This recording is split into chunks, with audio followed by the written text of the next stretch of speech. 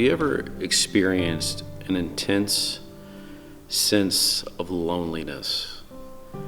And not necessarily the distance, the physical distance that maybe people may be to you, but a deep sense of loneliness within your soul, within your heart. But maybe you also have seen people that have a deep sense of loneliness. They seem aloof, they seem withdrawn. And many times a deep sense of loneliness is coming out of suffering, because really all of humanity, all of us, are made in the image of God, and we are made for fellowship. That's why in Genesis, when God looked at Adam, when he created him, he says it's not good for man to be alone. So a sense of loneliness, in one regard, is in itself suffering. And it's suffering not because there's not people physically around you.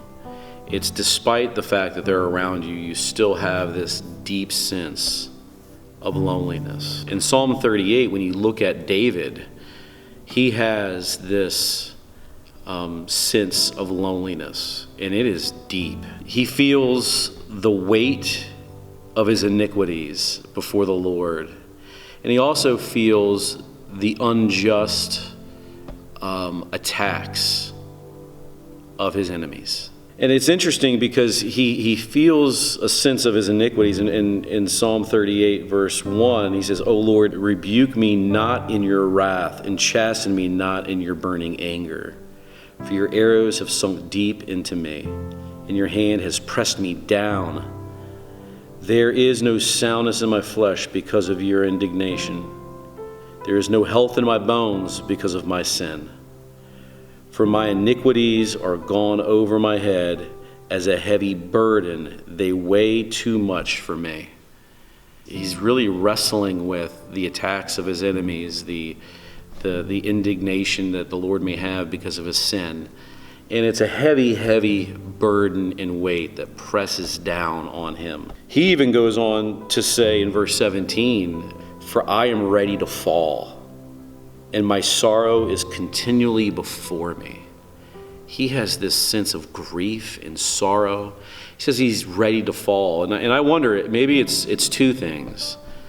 It's a sense that he is going to fall because things look so bleak. It's an anticipation. It's a sense of impending doom. But maybe also, and I don't know this to be true, but it seems like he says, "I'm ready to fall." Almost like, I'm ready for this to be over. My despair is so deep that I want it to be over. And I think a lot of people go through this. A deep sense of sorrow, a deep sense of, even just with the sense of their iniquities or external unjust attacks from this broken and really at times just a world that is evil and attacks you. And you can just feel completely surrounded. Even later on in verse 18, he says, "I am full of anxiety." It's like he has sorrow, he has anxiety. And he also acknowledges that it's not just from one place, from his sin, but also he talks about his enemies. And it drives him to a place of complete loneliness. And why does it do that? I believe that when you experience such sorrow and anxiety and attack, and just when you are wrestling so deep with the things of the soul, there is no one that can go to that place with you. Those challenges of life, the wrestling of the soul is so deep that even our closest friends and loved ones cannot go to that place and bring relief. And that's what David experiences. In verse 11, he says, "My loved ones and my friends stand aloof from my plague, and my kinsmen stand far off." It's like the closest people, the most encouraging people in your life, he's saying that it seems that they're so distant.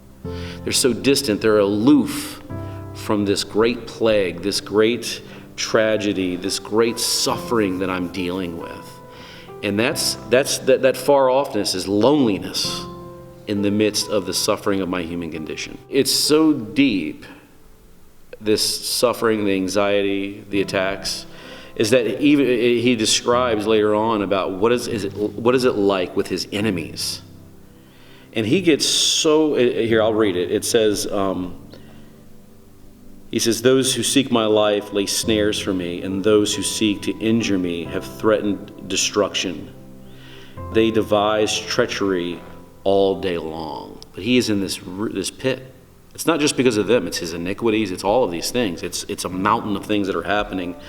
And so how does he respond in this deep sense of sorrow, anxiety, loneliness? He says this, but I, like a deaf man, do not hear. Am I like a mute man who does not open his mouth? He's saying, my enemies' attacks, I am such in a place of despair that even their attacks are falling on deaf ears. I am numb. I am ready to fall. I almost welcome it and embrace it. And he says he gets to the point where even he is like a mute man. He has given up the defense of himself. He is done. And that is a tragedy. And that is what I believe a lot of people experience and deal with in this life. And you think about just individuals that commit suicide. They could commit suicide and be in a loving family, but why do they do this? It's a sense of despair and deep sorrow. And even in the midst of a loving family, they have a sense of deep loneliness. Why? Because very few people can actually go to this place deep in the human soul and heart. David is like a man holding on to a thread. Why does he even bother to write this? It's not like a suicide note. It seems like it may be. You'd be very concerned if you read this and this was from one of your friends. But I think what you see is that David can experience the deepest, most painful moments that humans can have. A complete sense of loneliness, and it's not good for man to be alone. God has given us companionship for a reason.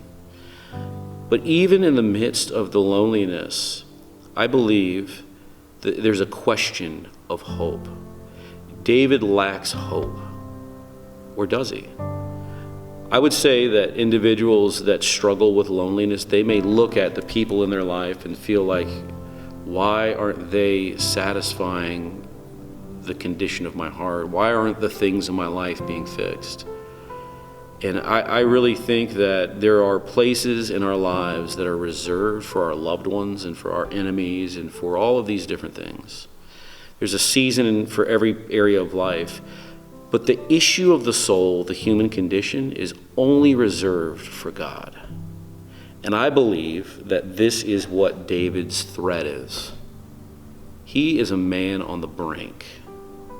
You would be concerned about him. He's a man holding on to a thread, full of loneliness, anxiety, feels far off, wants to fall, ready to fall, sense of impending doom. And at the very end of Psalm 38, we see the thread that David is holding on to in verse 21 and 22. And I think for the believer and also the non-believer, we can experience these things that David is going through. The difference completely is, do we have one that can minister to the soul? And so David, at his thread, he says this, do not forsake me, O Lord. O my God, do not be far from me. Make haste to help me, O Lord, my salvation. That's his thread. He says, don't forsake me. Don't be far off. In the midst of his loneliness, he says, Lord, there's this place that no one can go. Please do not be far off. He's inviting God in. Do not be far from me. And even to the point where he has this sense of despair, where he's ready to fall. Almost to the point where it seems like he's going to fall, because just everything is horrible. Everything is going wrong. And he's not contributed well to it. He is even sinful. And in the end, he says, even though I'm ready to fall, and even though that it seems like I'm going to fall, he goes, "Oh Lord, my salvation, save me." And salvation comes into the depths of the human. It's a place that is only reserved for God. Help can come from loved ones, but healing comes from the Lord. The healing of the soul, the depths of our pain, is only a place that God can go and heal. And so if anything else, you have to hold on to the thread, and you have to say, "Lord, my God, do not be far from me. Hurry and help me. Be my salvation." Church, I just encourage you to continue to press in no matter what you experience in life, no matter the depths. Know that God can go there, and put your hope only in him. And if you know individuals that have a deep sense of loneliness in their suffering, direct their heart to the only one that can help. It's our Heavenly Father, who knows us, who's formed us, who's created us in his image, and has established the days of our life, and is writing the story of our life. Trust in him. He is near. God bless you, church. We love you, and have a great day. Have a great day.